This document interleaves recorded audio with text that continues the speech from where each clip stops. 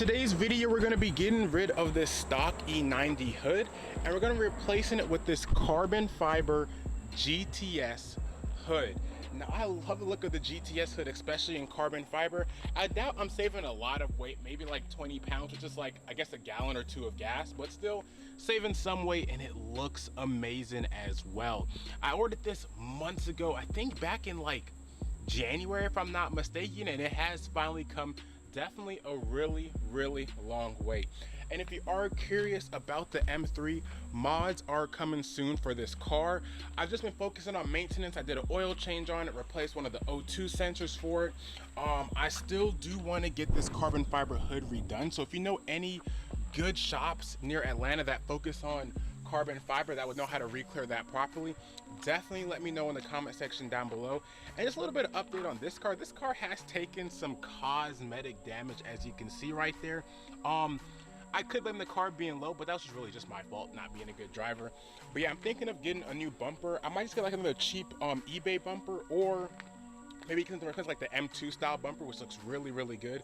But this, with me planning on making this a drift car, I don't know if I want to put that much money right on the front bumper. You know, there might be a high chance of me hitting something on the track, which I know doesn't make too much sense considering I'm getting this carbon fiber hood. But you know, with the more of minor impacts, typically only your front bumper really gets damaged in some of them drift crashes I have seen.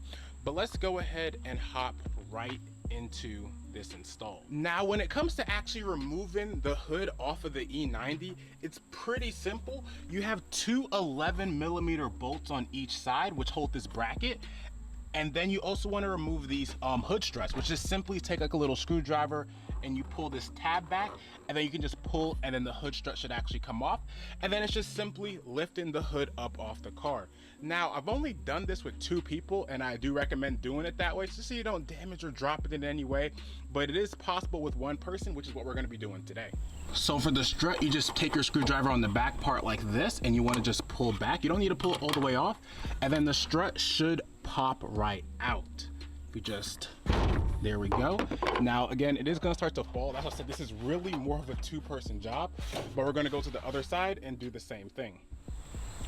All right guys, the hood is now completely off, and again, I really recommend doing this with 2 people because you have to pretty much lift the hood as you're taking the last screw out so you don't scratch it.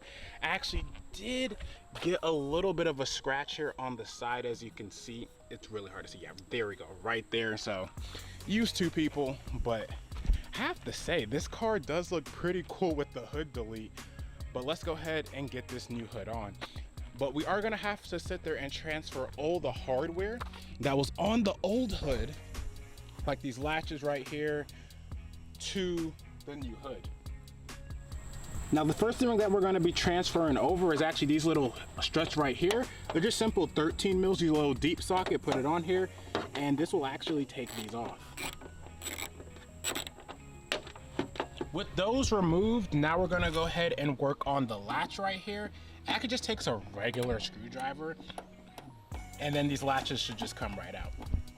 Now, for removing this main latch, we have 2 bolts on the side. I believe this is a T25, and yeah, these should just come right out as well.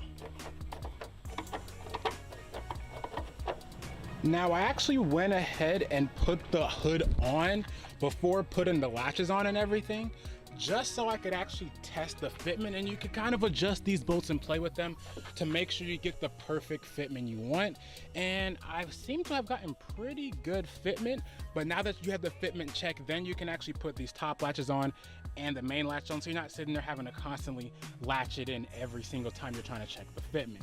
And of course, you don't want it getting stuck either. With all the hardware off the old hood and now onto the new hood, we can finally close it properly. And as you can see, this is what it should look like. Now, when it comes to this metal part actually screws in before this bracket. And if you screw this bracket in all the way, it actually won't latch properly. So don't screw it in like halfway where it fits up like this, where you can still see the metal almost lining up with this bracket. And then it should close properly. And as you can see, This thing looks gorgeous. And again, when it comes to installing this, I really suggest using 2 people so you don't make the mistake I did, or at least getting some towels and covering up the side parts right here, just so you don't damage your paint at all when it comes to installing the hood.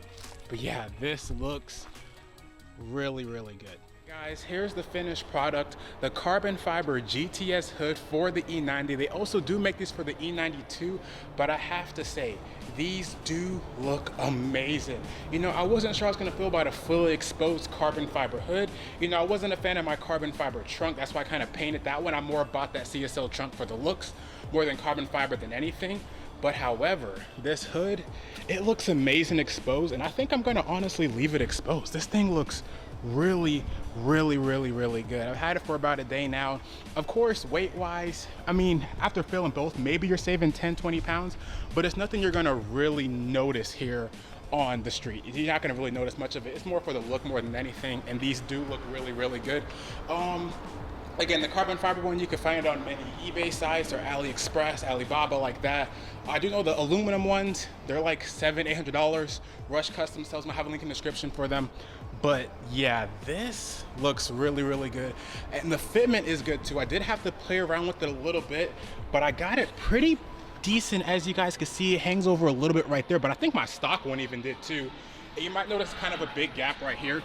That's actually the way my lights are mounted. I actually need to fix that. It's not the hood itself, but yeah. All the gapping seems pretty decent. Pretty decent. For basically a Chinese carbon fiber hood, I did not think the quality would be this good. Of course, it's not perfect, but it definitely looks really, really good. But let me know what you think in the comment section down below, and what should I do next for this car. As I said, even though I have the M3, the E90 mods are not stopping at all. I still have more stuff on the way. I actually bought this back in June, as I said earlier, so I still have more stuff that I bought months ago that are still coming for this car. But let me know what you think. Like if you enjoyed the video. Oh, one more thing. So if you guys watched my carbon fiber trunk video I did, I filmed it at this spot, had no issues. Recently, they actually installed some gates here, so it's kind of hard to get in without a badge. And then security was like messing with me. I had to like basically sneak in. I had to lie to him and say that I worked here, which was pretty funny. Even then, they didn't let me in, and I had to sneak in with another car once security left. And I just barely got in. But yes, I'm trying to hurry up and finish this video. But the employees were actually pretty cool. They just said nice car, left me alone. It was mainly security that was the issue, but leave a like if you enjoyed the video. And if you really care, hit that beautiful subscribe button. Peace, guys.